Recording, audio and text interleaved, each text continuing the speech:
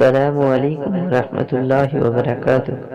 رسول اللہ صلی اللہ علیہ وسلم کو یہ ارشاد فرماتے ہوئے سنا کہ جب ایک بندہ مسلمان ہو جائے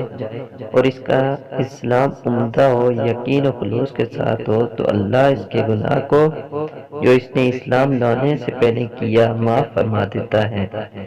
اور اب اس کے بعد کے لیے بدلہ شروع ہو جاتا ہے، یعنی ایک نیکی کے عوض 10 گنوں سے لے کر 700 گنا تک ثواب،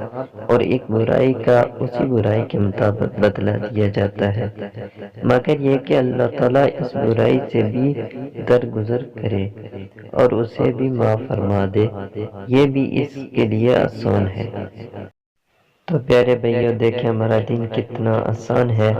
کہ ایک نیکی کریں گے تو 10 گنا سے لے کر 700 گنا تک ثواب ملے گا، اور ایک برائی کے بدلے میں